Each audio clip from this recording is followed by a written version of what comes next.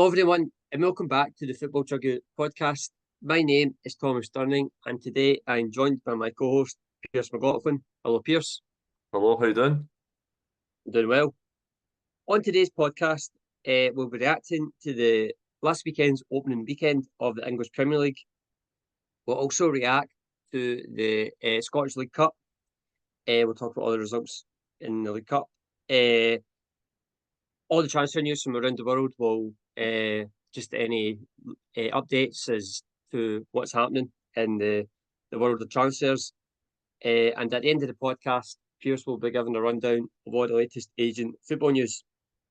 So we should start with the Premier League opening weekend. So on the first game of the opening weekend was on Friday, the 16th of August.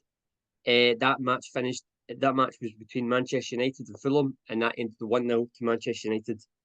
So on Saturday, the 17th of August, the next day, the results finished Ipswich 0, Liverpool 2, Everton 0, Brighton 3, Nottingham Forest 1, Bournemouth 1, Newcastle 1, Southampton 0, Arsenal 2, Wolves 0, West Ham 1, Aston Villa 2. And then on Sunday, the 18th of August, we had two matches which finished Brentford 2, Crystal Palace 1, Chelsea 0, Manchester City 2. And then yesterday, which was Monday, the 19th of August, there was only one match played, and that match was Leicester City 1, Tottenham Hotspur 1. So, Pearse, opening weekend of the Premier League, which match stood out to you the most? I'm going for the biggest game of the weekend. That's Newcastle Southampton. All right. Yeah, because I thought, in terms of what I saw, it was really entertaining football. I don't know if you've seen the Fabian Schär red card with Brighton Diaz. I did it. I saw that. For me, that was a bit, I give it over the top. bit Diaz. theatrical, to be honest. Reminds me Yeah. back in the day when I think it was Charlie McGrew got sent off at Ibrox for a similar sort of kind of like slight headbutt. Yeah. Yeah, so it wasn't really a full headbutt. It was literally just the lean, and then one guy just falls over, rolling around. And there was a moment in the later on in the first half where Sean Longstaff just tracks him and just puts him up in the air, but cleanly. And you've seen them both giving a bit of back and forth, and the whole crowd roared. And I was like, "This is what football is all about," to be honest. And then Newcastle rally, get the lead from a mistake from Alex McCarthy giving the ball away in his own box. And then Joe Linton punishes it, and Newcastle from then kind of defended and resolutely and made sure they seen out the game and got the 3 points. But it just kind of showed you the difference between the Championship and the Premier League with Southampton, that any little mistake is going to get punished. And as you've seen, Newcastle were Champions League side last year. They're pushing for Europe again this year. And I think someone like Ross Martin's a younger upcoming manager, done well in the Championship, but playing it for the back at St James's Park might not be the smartest move. Even though you've got a man advantage, you can still get punished. And probably probably the standout fixture is probably the Man City Chelsea game, which is like two big sides, and obviously the probably surprise exclusion from the side was someone like a Raheem Sterling against his former club. He released a statement saying he's fully committed to the club just pre-match. But I think what's going on at Chelsea is just a bit of a shit show, to be honest. Yeah. Sorry, Pearse, you're talking there about Raheem Sterling. Obviously, he put out the statement. He said that basically it was his kind of team around him. Yeah. They were wanting clarification as to why he was dropped from the squad, because they in the statement they gave a list of reasons as to the fact that he arrived back early for pre-season. He's played a lot under Maresca in pre-season. They were saying that he had a really good relationship with the manager, but he got dropped from the first team. So what do you think about that? Do you agree with the statement? Do you not? What do you think? I don't really agree with a statement, to be honest. If you're dropped for one match, but I think someone of his quality shouldn't really be dropped, considering the lack of quality in that Chelsea team. In terms of they don't score enough goals. And you look at someone like a Mykhailo Mudryk, to be honest, he's on the bench, and he's not really done anything since he's arrived from Shakhtar Donetsk for a massive fee. And if you're wanting someone reliable for goals, it is Raheem Sterling. But I think with that statement, I think, and with what's going on being dropped, I think he's potentially try to punt him, to be honest. And I think there'll be a lot of suitors for Sterling. Although he had a poor season last year, there's no denying his quality and his experience. He's only 28, 29 years of age. And when he was at Man City, he was always a big game player for Pep Guardiola. So for me, I think that's a bit surprising. And then the game itself, Man City were comfortable. I thought Man City played really well. But they did also give a lot of chances away on the counter attack. But with it being Chelsea, you can allow that because they're not exactly clinical. The only one that's clinical is Cole Palmer, but couldn't really do much in the game.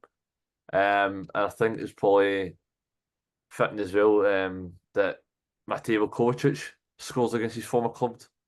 He was sold for £25 million, and then you've got £250 million in midfield. Caicedo and Enzo Fernandez had absolute stinkers and failed to perform again. So it just shows you like what's going on at Chelsea is just a bit of a free-for-all. They're signing too many young players. They're losing that experience and they're losing that identity, and they're trying to sell too many academy players, and it's kind of hurting them because you can't really win things with kids, but not kids that came through your academy, kids that you're buying and hoping to be good and giving them like 7-year contracts on massive wages, because it's different between kids that are coming through your academy, right? Because they love the club, they know what it means to play for the club, it's an honour for them, and the money's a bonus. Whereas you're getting kids like 16, 17, 18, 19, 20, 21, 3, 4, 200 grand a week, 9-year contract, they're going to sit cushion, they're not going to put in the hard graft, they're just going to like, well, I'm still under contract. Yeah. And they've No, not. I agree, yeah. And you look at the list. I don't know if you've seen the list of players that are left out of the squad for Chelsea. By the way, a lot They've of got 44 players in their squad. yeah, that's the number's too high. And you look at, for instance, I know they've not sold them yet, but you've got this, like Connor Gallagher still in the books, Romelu Lukaku, Raheem Sterling, to name a few, right? And you look at the players who've got on the bench. There's a youngster called Marc Guéhi from Barcelona, right? He's 18 years of age. Before he signed for Chelsea, right? And he played like maybe 5, 6 games for Barcelona first team. Yeah. Come on. And you're expecting to beat Manchester City, who are literally the Premier League champions 3 years in a row, and potentially make it a fourth. They're serial winners, and I don't know what Chelsea are expecting. And an inexperienced manager as well, and Enzo Maresca. Off to a tough start, but we'll see how he gets on. But I think at the moment, Chelsea, it's not looking great. And I think I think they might struggle this season. Yep. We kind of went off topic there, but I know what you mean about Chelsea. Obviously, so go back to the original question about which match stood out to me the most. It's not a Chelsea Man City game, because I just think Chelsea is just, that's obviously the big game, but to me the match that stood out to me the most was the Everton 0, Brighton 3. Because there wasn't really much shocks opening week. The big teams kind of got results. So there wasn't really big massive shocks in the first week, but I just thought that game was the game stood out to me the most, because I just thought I didn't expect Brighton to go there, and I actually thought that game would end the draw. So I didn't expect Brighton to go to Goodison Park and win 3-0. Brighton also have got a new manager, 31 years old, Fabian Hurtzeler. Up against Sean Dyche, who's a seasoned pro in the Premier League. I just thought that Sean Dyche would kind of give him, a welcome to the Premier League, just make him realise how tough it is. But I thought Brighton were amazing on the day. They actually should have scored more than 3 goals. Could have ended about 4 or 5 now. They were really good on the day. Hurtzeler's style of play is slightly different to De Zerbi. So I think Brighton fans are going to expect that to be the style to be slightly different. But there was quite a few players in Matoma scored a really good. I don't know if you saw the first goal for Brighton. It was amazing. Yeah. Matoma wins the ball in the opposition box, and then he dribbles with it. Gives a pass, passes it, and then he runs all the way up from one side of the pitch to the other, and he gets a tap in. It was a brilliant goal. Probably the goal of the weekend. Fantastic goal. And then obviously on his debut, Yakumba Minty. I don't know if you saw anything about him at the weekend, but he was amazing. He only played, I think it was only 45 minutes, but I think he's definitely going to be a player to watch this season, because he looked really good on that right hand side for Brighton at the weekend. So yeah, that's my standout match from the weekend. Just Everton as well. I was disappointed for Everton because they've actually had quite a good summer in terms of transfers. They've got quite a good few players in Dye. Jacob Bryan from Leon. Yeah, quite a disappointing day for Everton. So they're going to have to bounce back. So see, So yeah, that's my standout match. you touched on it with Brighton. Yeah, See with the manager, do you think that Brighton are probably just one of the most run clubs in the Premier League? I mean, it's like every signing they make, where it's a manager or a player. The moment they make the signing, I just know it's going to work. It's just everything they decide just seems to work so well for them. They got this manager from he won the Bundesliga 2 with St. Pauli last season. So everybody thought that jump from the Bundesliga 2 to the Premier League, is it going to handle it? First weekend, he's got a 3-0 victory. So it just seems to me again that they've pulled off another masterstroke with a manager. But they're so well run. They're such a well run club. The players they've got are brilliant. They always sell players for massive fees. Their style of play is really good to watch. And I think any player who has been told that Brighton want them, I think they would definitely go because if you go to Brighton, you guarantee that your career's going to probably go up on our stage because the way they handle the players, the recruitment is just brilliant. So probably, in my opinion, they're probably. I mean, I don't know every club, but they're definitely one of the best run clubs I see in Europe, if not the world. They're such a good example to follow if any club wants to kind of go in that kind of direction. That's So what I was yeah, going to yeah, compare on you go. to Chelsea a little bit. Like a lot of these, look at the Brighton squad, right? It's a mixture between experience and youth. But they sign youth and give them that platform to perform, but they don't sign Mm, too many. And they always sign the players that fit the system that they want to play. They don't just buy youngsters, they buy players that they know will fit into their system. And it just seems seamless. When a player comes out, another one comes in, and yeah, they play the exact same way. They play at a high standard, they're exciting. Even with the coaches, they get a new coach. So they Potter, De Zerbi, and now Hosler, who's from the yeah, Bundesliga. 31 years old. He's probably going to be the new upcoming manager, potentially probably Bayern Munich manager one day. Young German coach. yeah.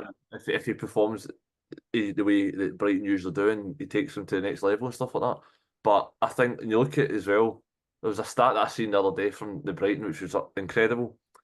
James Milner is in the starting 11, Yeah, that's all and that's yeah. the manager was 9 years old when James Milner made his Premier League debut, and I think that is mad. That's ridiculous. I know. That It's just so unique, in it. It's just the way is the way they work. Yeah, I did see that. It was crazy. I mean, I don't know how James Milner feels about that, but no, it was that's a pretty mental kind of statement to make. But yeah, just finally in Brighton, they're great. I now have a good season again as well. They do seem to have a good season every season, but I think this season as well, definitely think they're going to be in for a good season. Talking about the season, Pearse, I'm going to kind of put you on the spot here. So I'm going to ask you for your kind of Premier League predictions. So I'm going to start with who do you think will win the Premier League title? I'm gonna go boring, Man City. I just think Yeah, so yeah, that's I what I just think think as they're well. too I strong. think they're hard to. Serial winners. I think Arsenal run them close, but I just don't think they've that. When it comes to the nitty and gritty, I don't think they've got enough to go over the edge. And I think even last year they went more defensively solid, and they still couldn't win the league. Just shows you Man City, if they when they need to, they can take up another gear. And if they keep a lot of their key players fit, then they're going to win the league, I think. Yeah, I think Man City as well. The reason I'm asking this because hopefully, if we remember, if we're still here, that is next year. we'll try and remember this, and then we'll see if we get our predictions right. So, Man City to win the title. Just quickly, so who do you think is going to finish second, third, fourth? Second, Arsenal. I think Yep. Arsenal again will run them close. I think Arsenal are really strong, well coached, good squad. Third, I think maybe Liverpool. I think they've got, although it's a new coach and they've not really signed anyone, but I still think the squad is really good. Yep. And I was impressed with how we played at Feyenoord as a coach on the slot. So I think you'll get Liverpool playing well. And I think even if you did make any signings towards the end of the window, I think maybe one or two. And I Yep. think fourth, it's a toss of the coin. It's between a few sides like you got Aston Villa, Newcastle, Manchester United, Spurs. For me, I think I'm going to go Spurs. I just like the way Ange Postecoglou plays, and he's still got a really strong squad. Yep. Yeah, I just think that's for me is the top four. So I think Man City first, Arsenal second, Liverpool third, and then Spurs fourth. Yep. Exact same as me. The exact order. I think that's I think that's going to be quite a common one, but I can't see any different. I think Tottenham will get fourth. I just think they've had a really good season. Summer. In terms of the players they've signed, like Solanke, Archie Gray. I think they've got quite a good squad there. Yeah, and then Liverpool, I think they'll just have enough. And then Arsenal, I think will finish second. So yeah, that's my order. Uh, Relegated. Who's your three teams to get relegated? I think it will be Southampton. Mm-hmm. Got bottom. I just don't think they've got enough in the tank to stay up. I think maybe I think Ipswich will go down. I think they'll be similar to Burnley. I think they'll be exciting to watch. But I think they've conceded far too many goals. And I think Leicester will stay up. So I don't think all three teams will go down. I think Leicester will do enough to stay up. And I think probably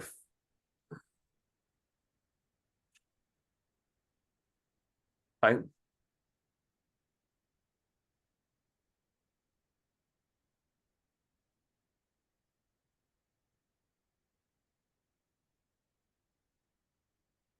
not too sure what the third one. It's a toss up between a few sides. I'm Go gonna for it. go. I'm gonna go. I don't know. It's between Wolves, Everton, and for me, Nottingham Forest. I think the three sides that kind of just narrowly avoided last year, and Fulham as well. But Sean Dyche never really is relegated apart from wins with Burnley, but he's usually solid. Wolves, well coached with Gary O'Neill, finished mid-table last year, but they've lost a few key players. Um, I'm going to go Fulham. I think Fulham will go down. I think Fulham. Oh, okay. Bit surprised. I know Marcus Silva, but I just don't think they've got enough going forward. And they lost Joao Felix as well to Bayern Munich, which was the hold midfielder who was sought after by a lot of clubs and was really Yeah. solid. And obviously they lost Tosin or Bayo to Chelsea as well. So that's pretty much a spine Yeah, two there. big players. They've never really replaced Mitrovic's goals as well when he moved to Saudi. So I think they will struggle.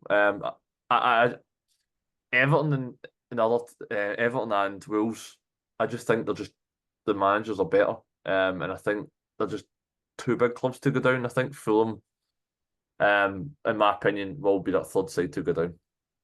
Yeah. So for me, who finishes bottom, I'm going to say Leicester. I just think that they've got quite a few issues at the moment. I think it's looking likely that they're going to get a points deduction as well.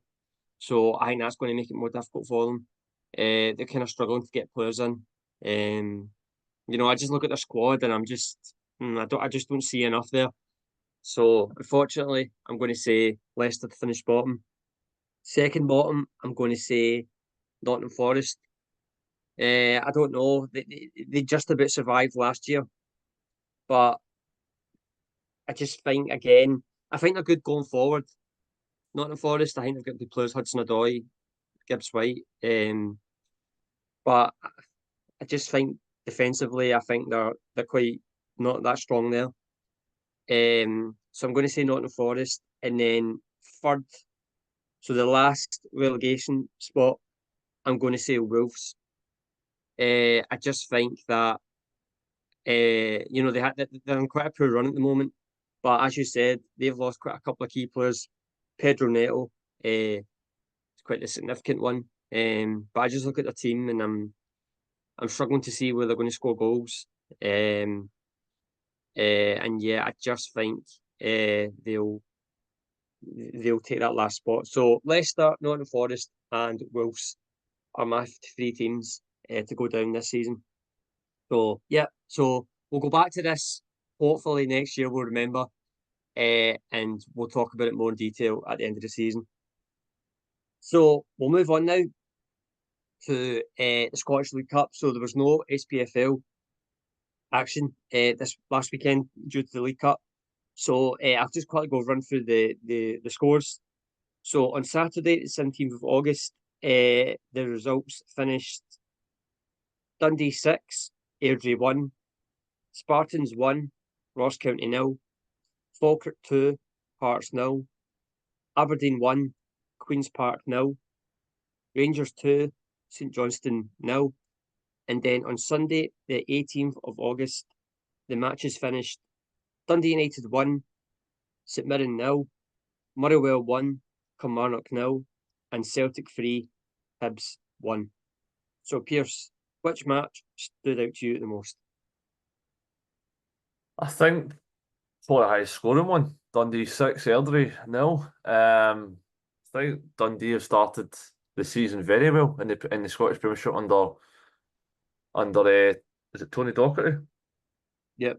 Yeah, Tony. And the last time I got that wrong, I think I said Tommy McIntyre or something like that, or Tony McIntyre. No, Tony Docherty, former Aberdeen assistant coach under Derek McInnes. I think he's improved his squad from last year. They got top 6 last year, and I think for me, they're going to challenge for trophies in terms of maybe getting to a couple of semi-finals and maybe even pushing for Europe this year. Most noticeably, they got a terrific result against Hearts last weekend. 2-0, and then they followed up a 6-0 hammering of Airdrie. And Airdrie, as we've seen them up close in League One and in the Championship, they're a very good young coach side by Rhys McCabe, former Rangers youth player. He's still a player manager. I think Airdrie play nice attacking football that usually go quite far, whether it be the Scottish Cup or the League Cup in terms of like quarterfinals, last 16. But they just came on start against a really good side, well coached, and get a lot of quality over the park. And they're really in a purple patchy form at the moment, and long may it continue because it's exciting to see sides challenging Hearts, Hibs, Aberdeen in terms of pushing towards that top 6, even the top 3. So it's exciting to see, and I think that's probably the standout fixture for me. And obviously, probably the biggest for me, there's a couple of shocks. I think the most noticeable one was obviously Hearts losing 2-0 to Falkirk. Falkirk, who romped the league last year under John McGlynn in League One, now Championship side. And I think, again, for me, Falkirk will be again pushing to go towards the Premiership next season. And on the weekend showing, I think they're more than capable of doing that. They played against Hearts, and they played some terrific stuff, and they limited Hearts to very few chances, and when they had their opportunities, they took them. And Hearts for me are on a poor running form at the moment. They got a terrific draw against Rangers on opening day, but I think that's more down to Rangers had an off day than Hearts being great. And then obviously they get beat by Dundee and now beaten by Falkirk. So I think Hearts are on a sticky patch at the moment, and they'll need to end that quickly. But for Falkirk, I think terrific result, and that's two Premiership sides out of the last 16. Yep. For me, my standout result is Spartans 1, Ross County 0. The biggest scalp of the weekend. So obviously Spartans, who are in the Scottish League 2, knocking out a Scottish Premiership top flight side.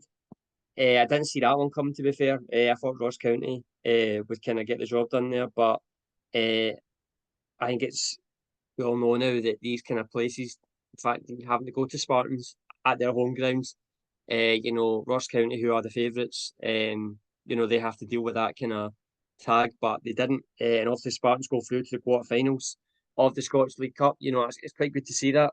These kind of teams that kind of go on a cup run. It's healthy for the Scottish football to see these kind of sides getting that kind of run, and hopefully that they kind of go through another round. Because I think the League Cup semi final, Pearse, I don't know if you know, but the semi finals are played at Hampden, yeah. Yeah. Yeah. So I mean, it'd be great to see Spartans at Hampden. That'd be amazing. So yeah, that's definitely my standout match from the weekend. Obviously, there was another one there. You mentioned that Falkirk 2, Hearts 0.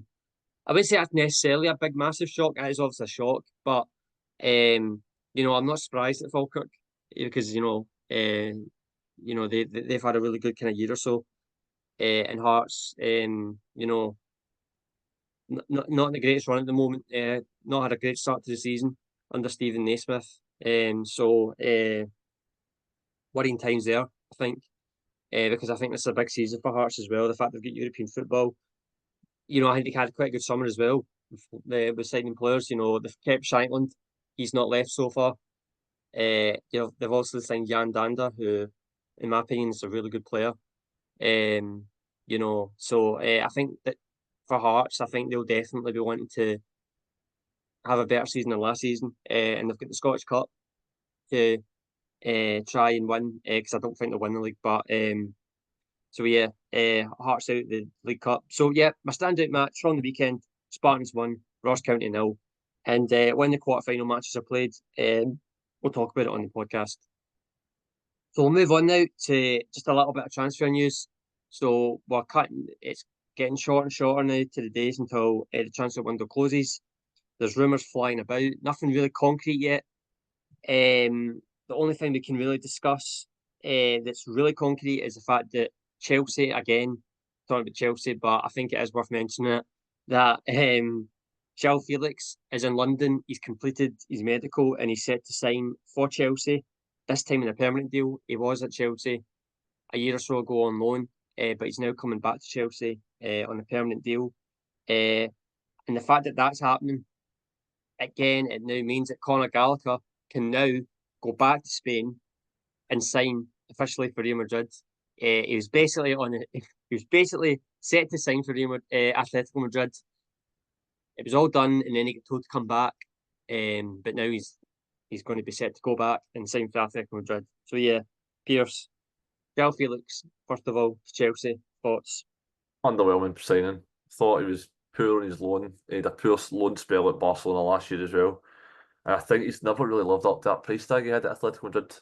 He had one season at Benfica in the first team, and he goes for £115 million. We all know how technically gifted he is, but in terms, we don't know his natural position. Is it a striker? Is it on the left? Is it on the right? Is it behind in the number 10? Yeah. He just doesn't. He doesn't score regular enough to be, and to score enough to be a striker or merit that price tag, in my opinion. I don't think he's lived up to it, and that's why he's been sent out on loan by Atletico, because they don't want to lose the money that they spent on him. And I think the fee that they're getting is €60 million for considering how poor he's been the last couple of years. I think it's a good bit of business from Atletico to recoup at least half of what they paid Benfica all those years ago. But I think for him it's a now or never in terms of elite football.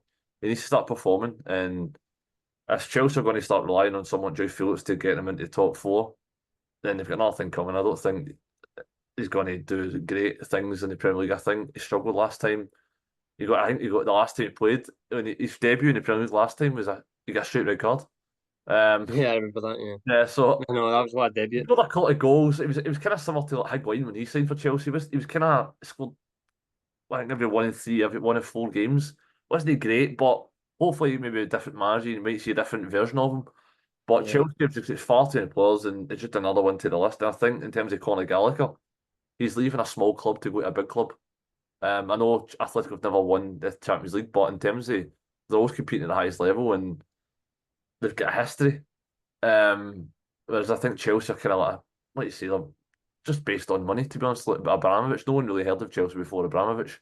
I might get a lot of hate now from Chelsea fans, but I don't care. Because I think the way they're running the club, I don't think the club is even caring about the fans, because it's just literally if Man City get 115 charges potentially, I wonder how many Chelsea are going to get, because the rules that they're breaking is going to be some shady stuff, because signing players on like 9, 10 year contracts just to avoid some FFP now, I think that may come back to bite them. But I think get Connor Gallagher is a better deal in terms of Atletico. I think they're getting a fantastic deal in terms of England internationalist, and he's a Simeone type player.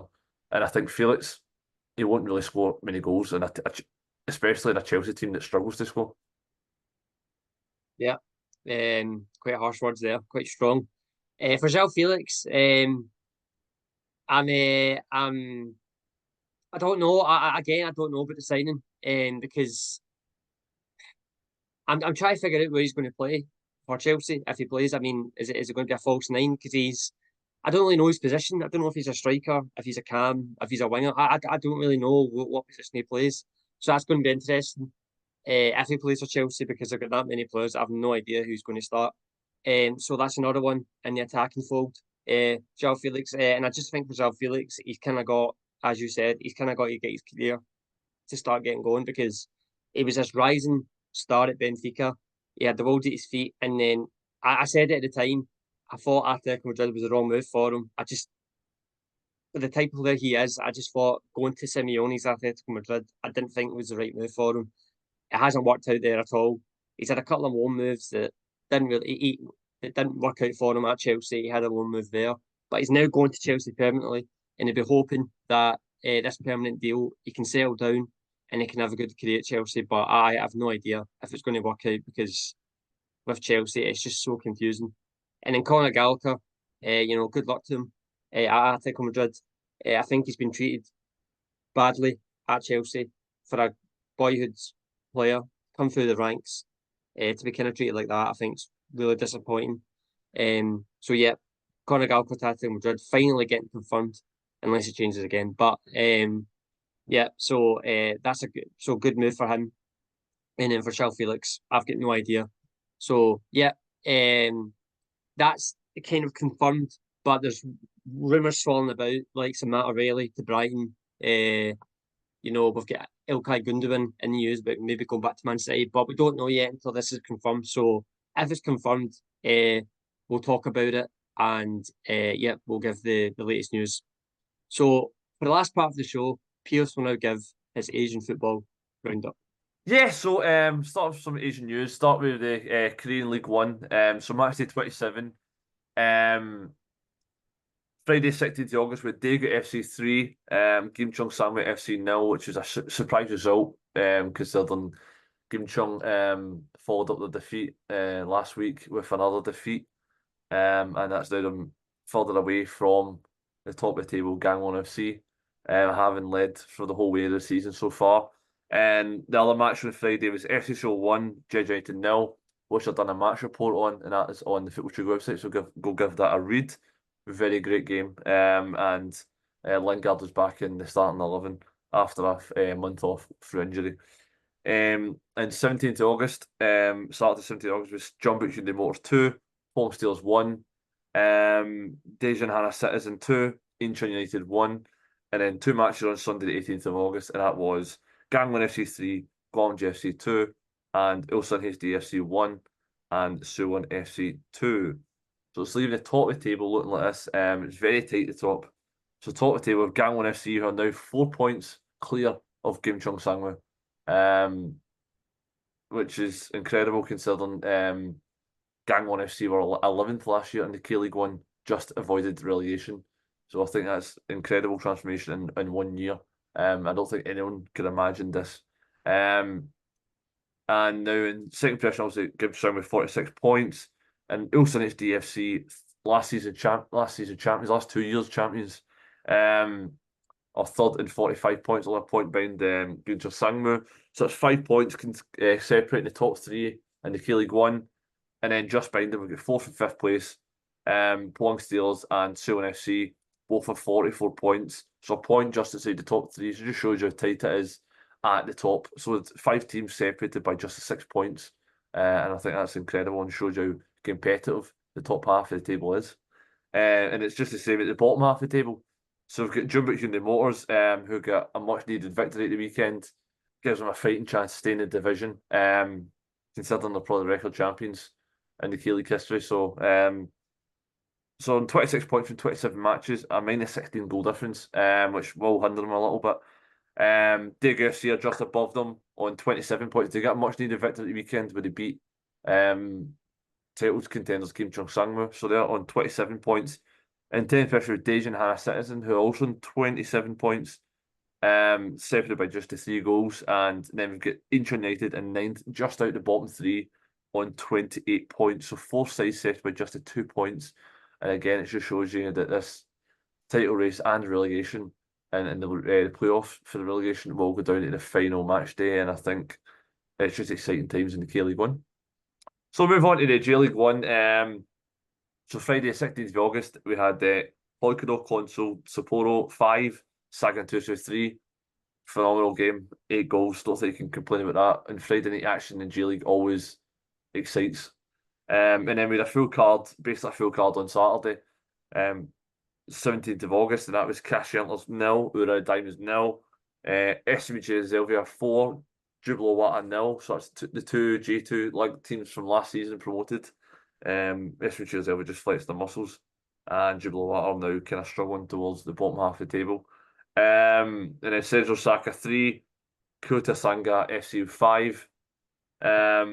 The Tokyo Derby, which was a pretty disappointing affair, finished 0-0. FC Tokyo 0, Tokyo Verde 0. Kawasaki Frontale 1, Yokohama F. Mariners 3. Nagoya Grampus 1, Sanfrecce Hiroshima 2. Vissel Kobe 2, Gambo Osaka 2. Shonan Bellmare 1, Kawashiri Assault 2. And Avispa Fukuoka 0 and Alberts Niigata 1. So it's leaving the top of the table looking like this. So still got FC Zelvia leading the way. They've got a 4-point advantage over Sanfrecce Hiroshima, who are in second position on 49 points. And then right behind them, in third position, we have Cashew Antlers on 48 points. And then fourth and fifth position, we've got Gambo Osaka on 47 points. And last season champions, Vissel Kobe, all the way down in fifth position on 46 points. So they're 7 points off the top of the table, having won the title last year. I think at this stage, it's looking increasingly likely that they will retain their title. So hopefully they can mount a challenge to even be in the top 3 to put a fight at least up for their crown. But as you can see, we've got 4 points. 4 sides there from second to fifth, separated by just the 3 points, and also 7 points between the 5 sides. So it's really exciting times in the J-League 1. In terms of the bottom half of the table, we've got Hokkaido Console Sapporo cut adrift. They're 5 points from safety. 5 points away from 19th, and that is Sagan Tosu, who have got 24 points. But the minus 25 goal difference and minus 18 is not going to help either side. That could become crucial towards the end of the season. And then Jubilo Wata, newly promoted side from last year. 28 points, so they're 4 points ahead of Sagan Tosu. So they've got a fighting chance of making out of that playoff place. And then 17th, just outside, is Shonan Bellmare on 29 points. So it just shows you how tight it is at the bottom. But 10 points separating 17th and 20th. So I think pretty much nigh on impossible that Hokkaido Console Sapporo will stay in the division. But Jubilo Wata and Sagan Tosu still got a fighting chance at the time of recording. Yeah, so in terms of other Asian football news, we've got the Korea Cup semi-final first legs to be played tomorrow night, Wednesday, the 21st of August. And I'll be covering one of those matches, and that will be the Gwangju FC versus Ulsan HD FC, and that's a 7 p.m. kickoff. So I'll have a match report on the website tomorrow night, as well as obviously edit the podcast for YouTube as well tomorrow. So a busy day for me, but exciting times as well. And there's also another fixture to be played in it, and it's Jeju United, who will host Pohang Steelers, and that's set for just a slightly later kickoff at 7:30. And then the return legs will be a week on Wednesday, and that is Wednesday the 20th of August. and Ulsan HD will play Guangzhou FC at home, and Pohang Steelers will then host Jeju United at home. And both matches are set from a 7 p.m. kickoff for the Ulsan, and in Pohang it will be a 7:30 kickoff. So the draws for the first ever AFC Champions League Elite and AFC Champions League 2 were made on Friday the 16th of August in Kuala Lumpur. With the way the new format works in an 8-game league system, where the teams will face different opposition at home and away matches. So they'll not play the same side twice. The 3 K-League sides will all face the same sides. It will be divided into East and West. The top 8 finishers of each league progress to the round of 16, and that is scheduled for March 2025, which will be followed by unique centralised finals that will see all matches from the quarter-finals onwards being contested in Saudi Arabia between April 25th and May 4th of 2025. So Ulsan HD will face at home Shanghai Port, Vissel Kobe, Shandong Taishan, Kawasaki Frontale. Away from home they'll play Johor Darul Tazim, Buriram United, Yokohama F Marinos, and Shanghai Shenghu. Like I said, we all play the same side, so Pohang Steelers will play them home and away, and also Guangzhou FC will play them home and away. And that is all your latest Asian football news.